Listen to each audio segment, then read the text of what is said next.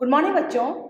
बेटा आज हम बात करेंगे कि कैसे हम तैयारी करें ताकि आपके नंबर अच्छे आएं। कुछ टिप्स आपको दे रही हूँ। देखो 3-4 बातें ज़रूरी हैं कि जो हमें अपनी लाइफ में ध्यान रखनी है। सभी बच्चे पहले मुझे बताओ, चाहते हो ना अच्छे नंबर लाना? यस, सभी चाहते हैं। तो हम क्यों ना ऐसी कोशिश करें ताकि मेहनत भी कम करनी पड़े और नंबर भी अच्छे आए, ये भी सभी चाहते हैं। तो आज हम उसी पे बात करेंगे, मतलब हमें स्मार्ट वर्क करना है। देखिए सभी मेहनत करते हैं। हम देखते हैं, यदि हम कंस्ट्रक्शन की साइट पे जाएं तो वहाँ पे एक मजदूर है जो कि दिन भर मेहनत करता है और सबसे कम शायद पैसे पाता है।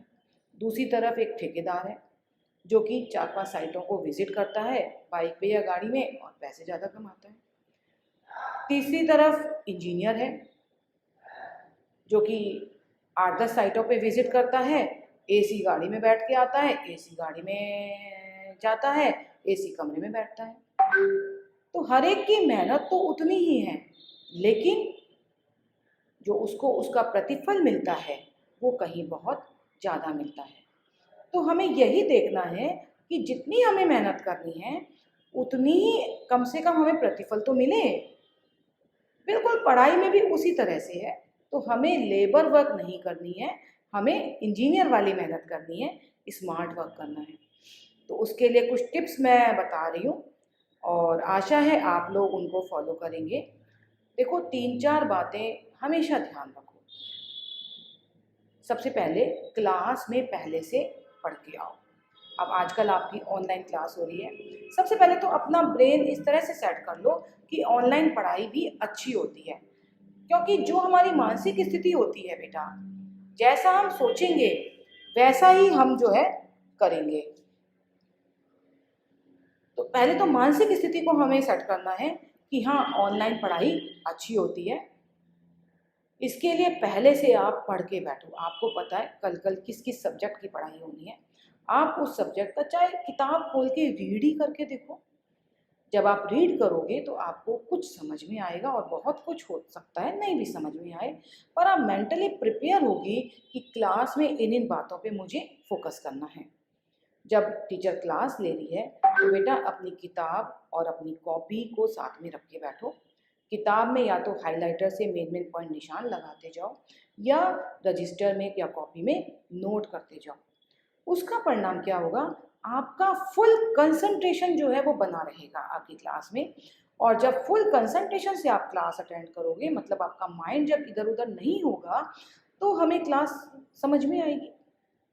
तीसरा पॉइंट, क्लास अटेंड करने के बाद आप उन पॉइंट्स को पढ़ के जरूर देखो कि क्या मुझे आज की पढ़ाई समझ में आ गई, या टीचर ने कुछ भी क्वेश्चन सॉल्व करने के लिए दिए हैं तो आप उन क्वेश्चन को उसी दिन सॉल्व करो। ये नहीं कि नेक्स्ट वीक होगी अब तो क्लास, हम नेक्स्ट वीक देखेंगे। यदि नेक्स्ट वीक के लिए टालोगे तो बेटा वो आपका जो है भूल जाओगे, और भूलने के बाद आपको समझ में नहीं आएगा। समझ में नहीं आएगा तो आपको जो है पढ़ाई मुश्किल लगेगी, आपको पढ़ाई में इंटरेस्ट भी नहीं आएगा।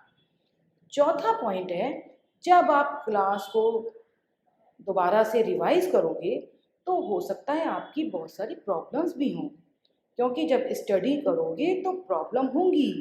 नो स्टडी नो प्रॉब्लम, और स्टडी करोगे तो प्रॉब्लम ही प्रॉब्लम। तो जो भी प्रॉब्लम है उनको आप एक कागज पे लिख लो और नेक्स्ट क्लास में अपने टीचर के साथ डिस्कस जरूर करो। हमें डिस्कस करने में बिल्कुल भी हिचकिचाना नहीं है। बहुत सारे बच्चे टीचर के साथ प्रॉब्लम करने में हिचकिचाते हैं। तो बेटा हमें ये बात ध्यान में देनी है, हमें हिचकिचाना बिल्कुल नहीं है, बिना हिचक हमें टीचर से पूछना है। जब आप टीचर से पूछोगे तो आपकी प्रॉब्लम सॉल्व भी होगी। हमें किसी भी क्वेरी को क्वेरी बना के नहीं रखना है। इन 4 बातों का आप ध्यान रखोगे तो बेटा अवश्य आपके नंबर अच्छे आएंगे, पढ़ाई बोझ नहीं लगेगी, पढ़ाई बहुत अच्छी लगेगी, इंटरेस्टिंग लगेगी। इसको हम एक एग्जाम्पल की जगह समझते हैं।